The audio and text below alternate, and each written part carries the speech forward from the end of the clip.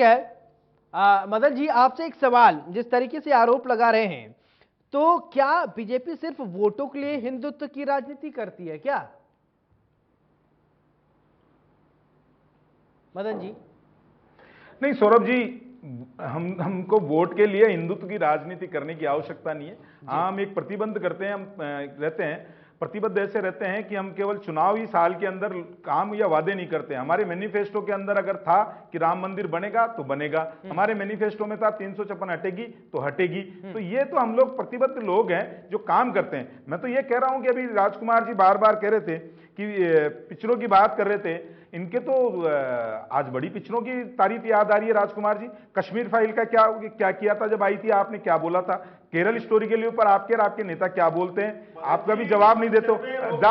Ajmer file के ऊपर आप क्या बोलते हो, आपका कभी स्पष्टीकरण नहीं आई है ना? सुनिए, अरे मेरे को बात सुन लीजिए। ये इनका दोहरा जो है ना, चाल चरित्र चेहरा अलग तरीके का है, वो मैंने पहले ही बताया आपको। दूसरा, ये कह रहे हैं कि हम तो सबको साथ लेके चलते हैं जी राजस्थान में। मैं तो कह रहा हूं कि मेरे मित्र बता दें कि करौली के अंदर किस तरीके से जो है वो जो दंगा करने वाले लोग थे, जिन्होंने राम भक्तों के ऊपर पत्थर फेंका, उनको तो इख्तियार पार्टी में बिठाया, और जो उसको भुगता है, जिन्होंने पत्थर खाए, जो पीड़ित हुआ, उनके खिलाफ मुकदमे दर्ज कराए। किस तरीके से जोधपुर की सड़कों के ऊपर एक समुदाय विशेष का तांडव होता रहा और आप लोग जो है वो बंद करके बैठे रहे। किस तरीके से उदयपुर में कन्हैया लाल का गला रेता गया, ये जवाब नहीं देंगे। दो दो तीन तीन बार पुलिस की बात के अंदर रिपोर्ट दर्ज कराने के बाद में ये काम हुआ। और मैं तो कह रहा हूं, राजस्थान में जो कह रहे हैं कि 4 साल से विकास हो रहा है, राजस्थान में पिछले जो 4.5 साल, पौने 5 साल के अंदर जो हो रहा है राजकुमार जी, वो तुष्टीकरण की राजनीति, वो राजस्थान के ऊपर महिलाओं के ऊपर दुराचार, अत्याचार, युवाओं का पेपर नीलाम, जिस तरीके से जो आप कर रहे हैं कि राजस्थान को जिस तरीके से आपने जो दंगों का बना दिया है स्थान, जिस तरीके से आपने गैंगवार बना दिया है राजस्थान को, तो 4 साल से जनता भुगत रही है और जनता त्रास्त हो गई है सौरभ जी इनसे। और त्रास्त का कारण ये देखिए, राजस्थान, ये कह रहे थे अभी मेरे मित्र कि राजस्थान की जो है माननीय मुख्यमंत्री, क्षमा कीजिएगा, मुख्यमंत्री जी कह रहे थे कि और राज्यों में भी उदाहरण देते हैं। बिल्कुल सही कह रहे हैं मुख्यमंत्री जी।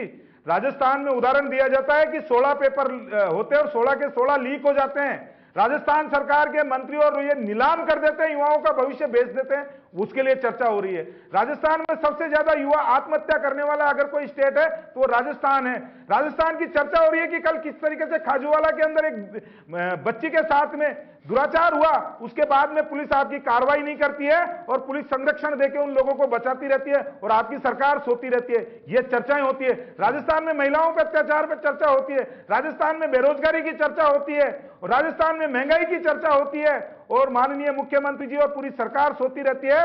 और राजस्थान में सबसे बड़ी चर्चा अगर कोई होती है तो वो होती है भ्रष्टाचार की। जिस तरीके से सचिवालय के अंदर 2 करोड़ रुपए केस मिलता है, आरोप लग रहा है, सोने की सिल्लियां मिलती है, सुशासन है, उसका जवाब इनके पास में नहीं होगा। राजकुमार जी जवाब दीजिए। भ्रष्टाचार का आरोप लगा रहे हैं मदन जी, और